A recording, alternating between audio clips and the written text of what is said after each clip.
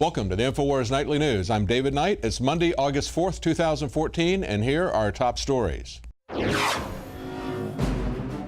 Tonight, a secret Border Patrol report shows that Ebola may have already crossed the border. Is it too late to stop a major pandemic in the U.S.? Alex Jones connects the Ebola outbreak with the open border and the homegrown terrorist threat, a government operation. Then, a Border Patrol agent admits that citizenship doesn't really exist under Obama. And the DHS is warning Americans about the #1 domestic terror threat. Are you on top of the list? Find out next on the INFOWARS Nightly News. Well, we've seen over and over again that the Border Patrol rank and file are angry about what's going on at the border. They understand the dangers involved. They've been doing this for a long time, and so we increasingly see them acting as whistleblowers, giving us information that contradicts or exposes what the leaders are doing in Washington, what Homeland Security and those who control Customs and Border Patrol are doing. Now, there was a story that was the top link on Drudge today, and it was an exclusive from Breitbart with a document that was leaked to them by a Border Patrol agent.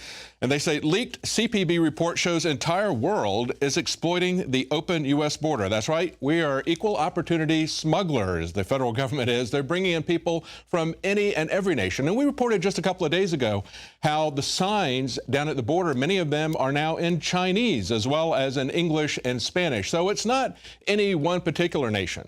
And of course, it's nations that are also being screened for terrorism. Nations where if people are coming in on an airplane at an airport, they would get special attention, but of course they can come through the border without any attention at all. But there's another angle to this that Drudge picked up on. He changed the headlines. What he said was, dozens from Ebola-struck countries are caught sneaking into the USA. Now, that was in the report from Breitbart. They pointed out that at least 71 individuals from the 3 nations affected by the current Ebola outbreak have either turned themselves in or been caught attempting to illegally enter the U.S. by authorities in the U.S. between January and July of 2014. Now, you notice they say 3 nations affected. Actually, there's been 5 nations where people have died from Ebola.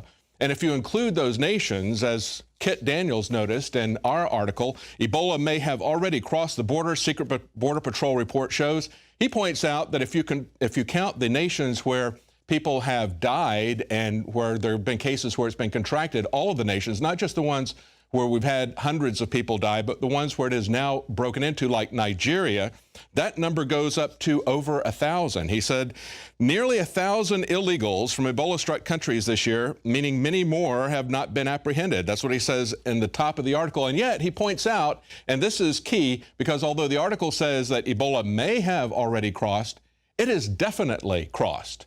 Because if it hasn't come across from people coming through our open borders that the feds have purposely opened up, that they told the Border Patrol agents to stand down and not arrest people, not interdict people, if it hasn't come across that way, they've actually brought people in, of course. He says instead of stopping illegal immigration, the Obama administration is outright encouraging it and has even gone so far as allowing Ebola patients to enter the United States, which is an unprecedented move.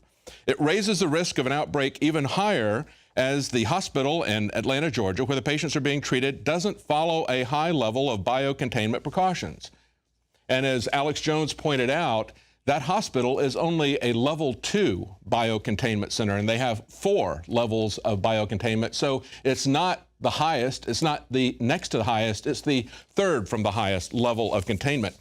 Now, on WorldNet Daily, WND.com, Michael Savage wrote an article, and of course, he has a PhD in epidemiology, and he asked, what's behind this? Why would they do something like this? He asked the question, he says, let's start with common sense. If a member of your family has a viral illness known as the common cold, what do you normally do? Well, you try to avoid contact with that person. Certainly, you want to avoid them sneezing on you or droplets from their cough spreading anywhere in the house, so you isolate and avoid an infected patient. Well, Ebola is a viral illness like a cold. And so he says common sense would dictate that you isolate and avoid contact with patients, because in this case, this is a fatal disease for which we do not have a treatment yet. But what does the government do?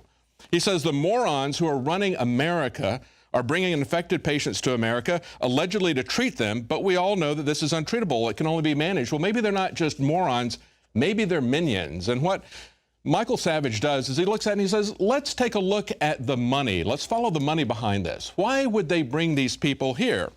They say that we have to fight our fears. We have to remain compassionate. And he said, yet the FDA is making exceptions to its protocols in bringing these people in. A very serious exception of those protocols. They say that previously it wasn't widespread enough and there wasn't enough fear about people being infected with Ebola. But now if they hype it up, now if they bring people into the country and if they are able to cure them, they could conceivably make billions of dollars by requiring this vaccine from everyone. That is a possible explanation. Of course, we know that they would like to have a crisis, a pandemic, any kind of crisis. Every crisis for them is an opportunity to grow the footprint and the intrusion of the government, perhaps to create martial law. Well, stay with us. At the end of the show, we're going to have a special report from Alex Jones, and he's going to look at what's going on behind this collapse of the border, and now we see the possibility of pandemics coming in. Now, this shock video that we were sent, take a look at this. A Border Patrol admitting that a citizenship doesn't really exist under Obama. How you doing, U.S. Border Patrol? How many people on board? Me? U.S. citizen. Yeah, but does it really matter? Not anymore, unfortunately. Thank you. You too. So you catch that? The guy asked him, does it really matter if I'm a U.S. citizen? And he says, unfortunately not. You see, the federal government doesn't really care if someone comes across into the border, if they're going to essentially force you to support them, if perhaps they're going to come across and commit acts of violence. No, what they're really concerned about are not illegals, but they're concerned about citizens who question whether or not they're violating the law, who question their authority.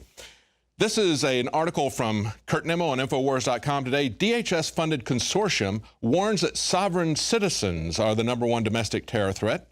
He says that a University of Maryland project funded by the Department of Homeland Security has designated the so-called sovereign citizen movement as the #1 terrorist threat in America. And as Kurt Nimmo points out, sovereign citizens don't constitute a cohesive movement, although the government characterizes it as such. In other words, there's not any organization where you go and join up as a sovereign citizen like you would join the Ku Klux Klan or something like that. But of course, the Southern Poverty Law Center likes to portray it as such, and essentially what they are terrorist pimps. The SPLC works with the DHS to formulate the terrorist threat posed by citizens that allegedly belong to this movement. And according to the report that was issued last month, quote, sovereign citizens were the top concern of law enforcement and ranked ahead of neo-Nazis, of the KKK, the Patriot Movement, other idiosyncratic sectarians, as they put it, including survivalists. Now, how is a survivalist a threat to the government? Well, I guess it does threaten the police state. Certainly, they seem to be threatened by it. And if you look at this table here, look at that. You can see sovereign citizens up at the top, the potential threat. They're a 3.2 versus Islamic extremists who are ranked as only a 2.89.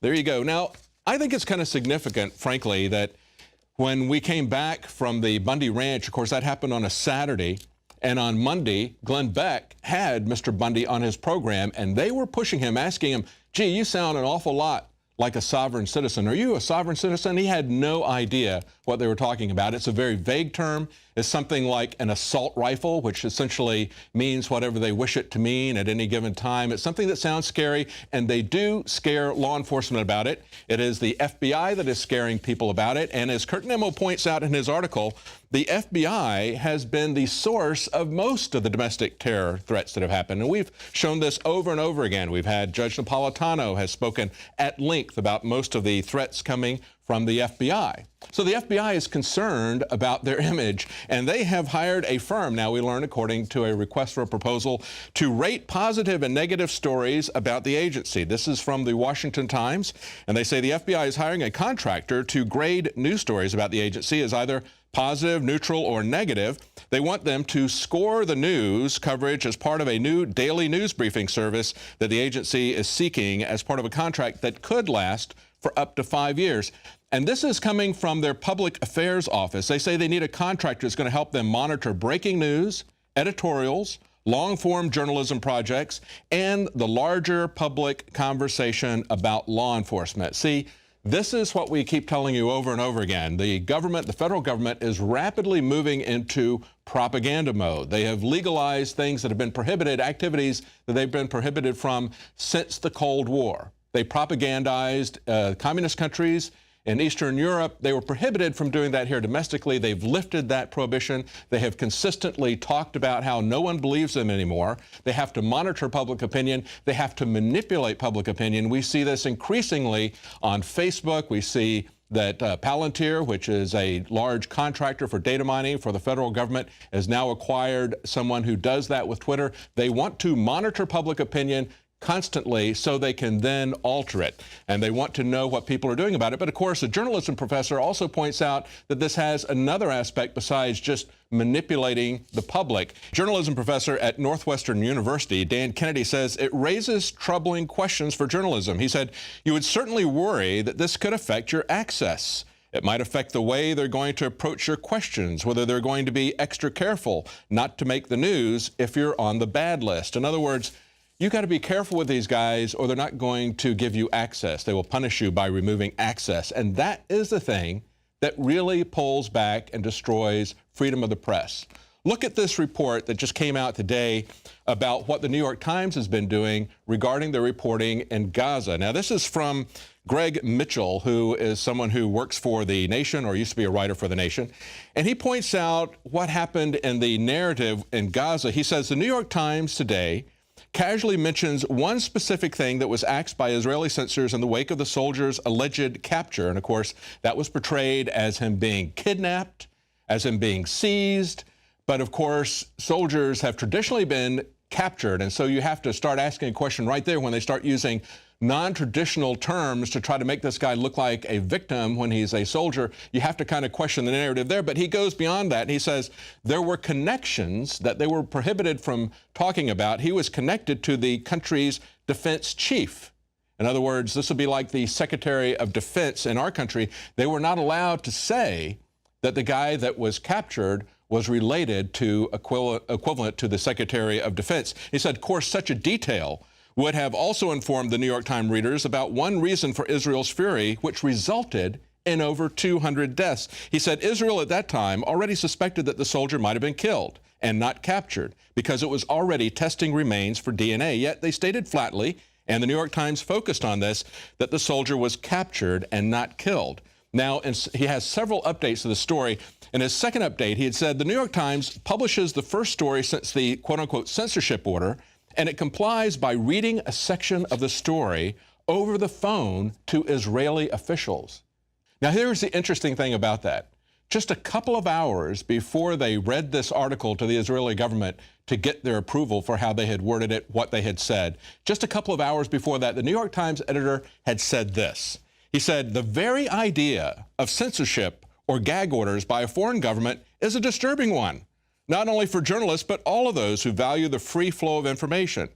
And it's heartening to hear that the New York Times has not submitted any articles for review, and I hope it will remain the case as the situation develops. Well, that isn't what happened. That's why you have to be very concerned about any news source, especially news sources that are always in the inner circle, because they have typically traded that access. They've traded their journalistic integrity for that access. Not always, but that's often the case. Now, stay with us. Right after the break, we're going to have some interesting stories about the threat of robots. And also, this week is the Black Hat Conference in Las Vegas, and we're starting to learn some things about how easy it is to hack into the Internet of Things. Stay with us. We'll be right back. Alex Jones here to tell you about how you can help spread liberty worldwide while also enjoying what I have found to be the best tasting 100% organic coffee on the planet. For more than a decade, my favorite coffee has come from the high mountains of southern Mexico, where the Chiapas farmers grow their unique shade-grown Arabica beans. We have now managed to secure these sought-after beans in a highly customized blend. Discover and try a bag of the Patriot Blend 100% organic coffee at InfoWarsLife.com. This coffee gives you a long, smooth pick-me-up for hours without the headaches and heartburn that so many other coffees give me personally. Hands down, this is my favorite coffee, and it's taken us years to secure